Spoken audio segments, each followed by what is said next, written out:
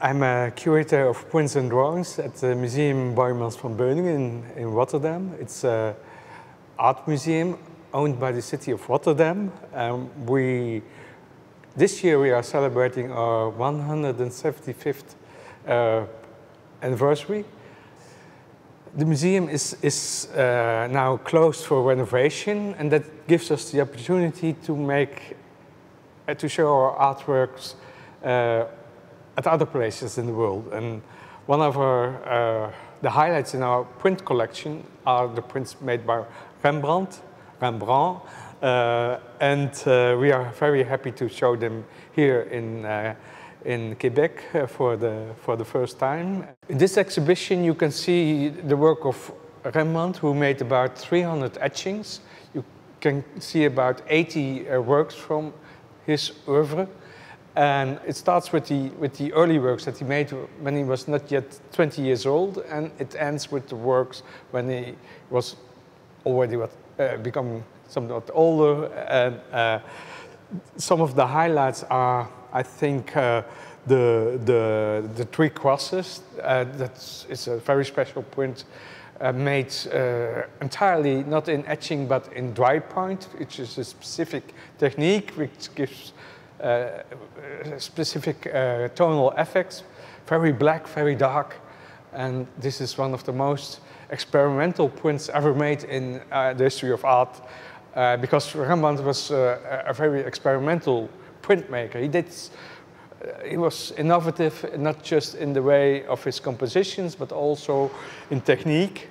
He tried to do things that hadn't been done before, and in the three crosses you can see how this works. There had never been a print as dark as this one before. In this room we have several works that were based on compositions by well-known artists from the history of art, like Peter Paul Rubens and Albrecht Dürer, and they had made famous prints, and Rembrandt uses these prints to make his own compositions. So he doesn't hide that he uses these as sources. On the contrary, he explicitly shows by taking over certain motifs that he was inspired by the work of art by other artists, by well-known masters from the history of art. Although he takes things over, he does it completely different. His ambition is to show that he knows the tradition, but he wants to show us that he can do better.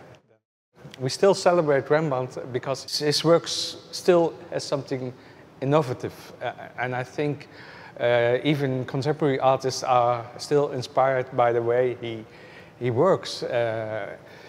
If you look at his lines, the lines in his works, they are very free. If you look at details of his work, you almost see abstract art. The lines have a life of their own, and that makes it very special, I think. It's not just pictures of things that are depicted, but it's also the lines and the tones that he creates that are so interesting and so beautiful to look at.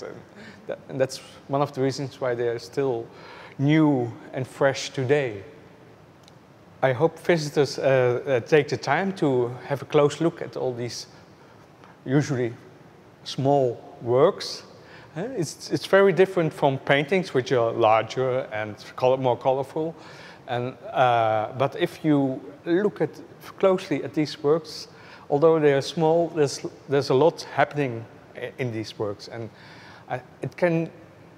you can get a very personal relationship because you get close to it and you see everything detailed, and looking at it can be very intense, and I hope people get this experience of coming very close to the artist and seeing what he wanted us to see. And that's one of the beautiful things about printmaking.